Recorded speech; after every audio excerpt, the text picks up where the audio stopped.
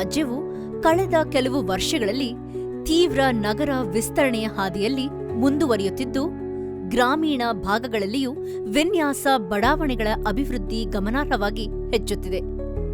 ಈ ಸಂಬಂಧ ಯೋಜಿತ ಬದ್ಧವಾದ ಬೆಳವಣಿಗೆಗೆ ಕರ್ನಾಟಕ ಸರ್ಕಾರ ನಗರ ಮತ್ತು ಗ್ರಾಮಾಂತರ ಇಲಾಖೆಯು ಕೆಟಿಸಿಪಿ ಕಾಯ್ದೆ 1961 4Kಯನ್ನು ಜಾರಿಗೊಳಿಸಿದೆ.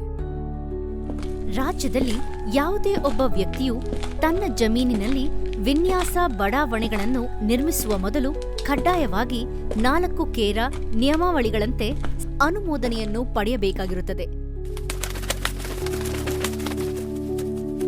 ಶ್ರೀ ಯೋಗೇಶ್ ಎಂಬ ಅರ್ಜಿದಾರರು ಹಾಸನ ಜಿಲ್ಲೆ ಆಲೂರು ತಾಲೂಕು ಪಾಳ್ಯ ಗ್ರಾಮದ ಒಂದು ಸರ್ವೆ ನಂಬರ್ನ ಪ್ರದೇಶಕ್ಕೆ ವಿನ್ಯಾಸ ನಕ್ಷೆಗೆ ಅನುಮೋದನೆ ಪಡೆದುಕೊಳ್ಳುವ ಸಂಬಂಧ ಎಲ್ಲ ಅಗತ್ಯ ದಾಖಲಾತಿಗಳೊಂದಿಗೆ ಇವರ ಅರ್ಜಿಯನ್ನು ನಮೂನೆ 1ರಲ್ಲಿ ಭರ್ತಿ ಮಾಡಿಕೊಂಡು ಪಾಳ್ಯ ಗ್ರಾಮ ಪಂಚಾಯಿತಿಯ ಕಚೇರಿಗೆ ಸಲ್ಲಿಸುತ್ತಿದ್ದಾರೆ.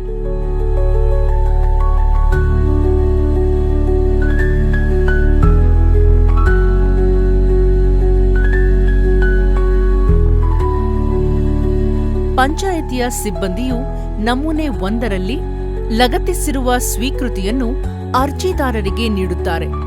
ನಂತರ ಗ್ರಾಮ ಪಂಚಾಯಿತಿಯ ಪಂಚಾಯಿತಿ ಅಭಿವೃದ್ಧಿ ಅಧಿಕಾರಿಗಳು ಅರ್ಜಿದಾರರು ಸಲ್ಲಿಸಲಾದ ಎಲ್ಲಾ ದಾಖಲಾತಿಗಳ ನೈಜತೆಯನ್ನು ಪರಿಶೀಲಿಸಿಕೊಂಡು ನಂತರ ಸ್ಥಳವನ್ನು ಸಹ ಪರಿಶೀಲಿಸಿ ಇವರ ಅರ್ಜಿಯನ್ನು ಹಾಗೂ ಎಲ್ಲಾ ದಾಖಲಾತಿಗಳನ್ನು ನಿಯಮಾನುಸಾರ ನಿಯಮ 8(1)ರಂತೆ ನಮೂನೆ 2ರಲ್ಲಿ ಸಹಾಯಕ ನಿರ್ದೇಶಕರು ನಗರ ಮತ್ತು ಗ್ರಾಮಾಂತರ ಯೋಜನಾ ಇಲಾಖೆ ಹಾಸನ ಕಚೇರಿಯ ಸ್ವೀಕೃತಿ ಶಾಖೆಗೆ ಸಲ್ಲಿಸುತ್ತಿದ್ದಾರೆ.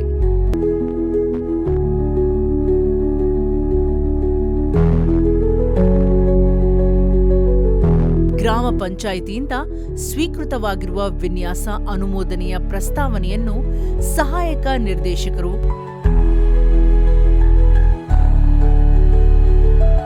4Kರ ನಿಯಮಾವಳಿ 6ರಿಂದ 8ರಲ್ಲಿನ ಮಾನದಂಡಗಳಂತೆ ಪರಿಶೀಲಿಸಿ ನಿಯಮ 5ರಂತೆ ಪರಿಶೀಲನಾ ಶುಲ್ಕಗಳನ್ನು ಅರ್ಜಿದಾರರಿಂದ ಪಾವತಿಸಿಕೊಂಡು ನಂತರ ಅರ್ಜಿದಾರರೊಂದಿಗೆ ಹಾಗೂ ಕಚೇರಿಯ ಸಿಬ್ಬಂದಿಯೊಂದಿಗೆ ವಿನ್ಯಾಸ ಅನುಮೋದನೆ ಕೋರಿರುವ ಪ್ರದೇಶವನ್ನು ಸ್ಥಳ ಪರಿಶೀಲಿಸಿ ಹಾಗೂ ದಾಖಲಾತಿಗಳನ್ನು ಪರಿಶೀಲಿಸಿ ಅರ್ಜಿದಾರರಿಂದ ನಿಯಮ 8(6)ರಂತೆ ಶುಲ್ಕ ಪಾವತಿಸಿಕೊಳ್ಳುವ ಸಂಬಂಧ ಸಹಾಯಕ ನಿರ್ದೇಶಕರು ನಮೂನೆ 3ರಲ್ಲಿ ಅರ್ಜಿದಾರರಿಗೆ ಶುಲ್ಕ ಪಾವತಿ ತಿಳುವಳಿಕೆ ಪತ್ರ ನೀಡುತ್ತಾರೆ.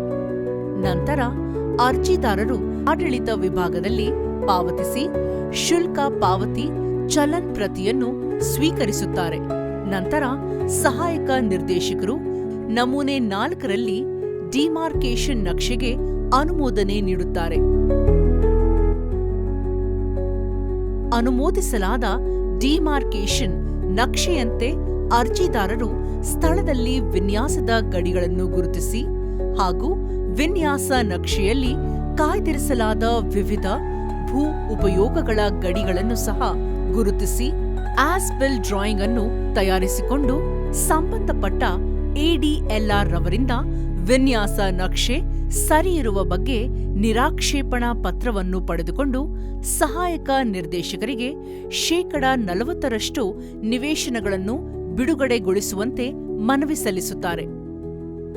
ನಂತರ ಸಹಾಯಕ ನಿರ್ದೇಶಕರು ಅರ್ಜಿದಾರರ ಮನವಿಯಂತೆ ವಿನ್ಯಾಸವನ್ನು ಮತ್ತೊಮ್ಮೆ ಸ್ಥಳ ಪರಿಶೀಲಿಸಿ ನಮೂನೆ 5ರಲ್ಲಿ ವಿನ್ಯಾಸ ನಕ್ಷೆಗೆ ತಾತ್ಕಾಲಿಕ ಅನುಮೋದನೆ ನೀಡಿ ಪಾಳ್ಯ ಗ್ರಾಮ ಪಂಚಾಯಿತಿಗೆ ಕಳುಹಿಸುತ್ತಾರೆ. ಸಹಾಯಕ ನಿರ್ದೇಶಕರು ಅನುಮೋದಿಸಲಾದ ತಾತ್ಕಾಲಿಕ ವಿನ್ಯಾಸ ನಕ್ಷೆಯಂತೆ ಪಂಚಾಯಿತಿ ಅಭಿವೃದ್ಧಿ ಅಧಿಕಾರಿಗಳು ಗ್ರಾಮ ಪಂಚಾಯಿತಿಯ ಸಾಮಾನ್ಯ ಸಭೆಯಲ್ಲಿ ವಿಷಯವನ್ನು ಮಂಡಿಸಿ ಸಭೆಯ ಅನುಮೋದನೆಯನ್ನು ಪಡೆಯುತ್ತಾರೆ.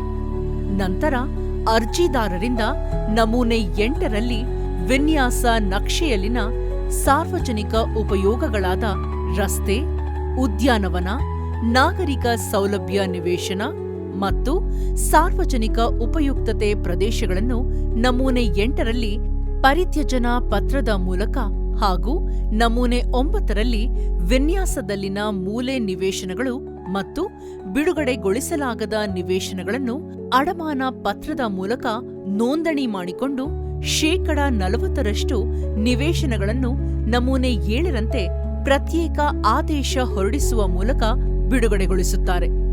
ನಂತರ ಸಂಬಂಧಪಟ್ಟ ಇಲಾಖೆಯಿಂದ ಅಗತ್ಯ ನಿರಾಕ್ಷೇಪಣಾ ಪತ್ರಗಳನ್ನು ಪಡೆದುಕೊಂಡು 60% ನಿವೇಶನಗಳನ್ನು ಬಿಡುಗಡೆಗೊಳಿಸುವಂತೆ ನಮೂನೆ 10ರಲ್ಲಿ ಮನವಿ ಸಲ್ಲಿಸುತ್ತಾರೆ. ನಂತರ ಸಹಾಯಕ ನಿರ್ದೇಶಕರು, ನಗರ ಮತ್ತು ಗ್ರಾಮಾಂತರ ಯೋಜನಾ ಇಲಾಖೆ, ಹಾಸನ ಇವರು ಸಂಬಂಧಪಟ್ಟ ಇಲಾಖೆಯಿಂದ ಅಗತ್ಯ ನಿರಾಕ್ಷೇಪಣಾ ಪತ್ರಗಳನ್ನು ಪಡೆದುಕೊಂಡು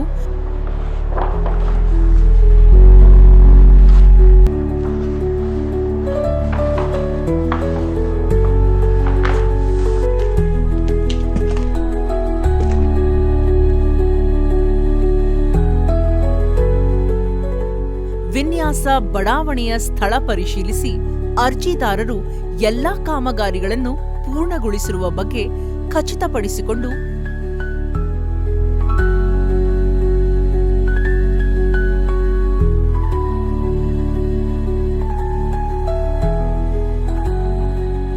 ನಮೂನೆ 12ರಲ್ಲಿ 60% ನಿವೇಶನಗಳನ್ನು ಬಿಡುಗಡೆಗೊಳಿಸಿ ಸಂಬಂಧಪಟ್ಟ ಗ್ರಾಮ ಪಂಚಾಯಿತಿ ಅಭಿವೃದ್ಧಿ ಅಧಿಕಾರಿಗಳಿಗೆ ಆದೇಶ ನೀಡುತ್ತಾರೆ.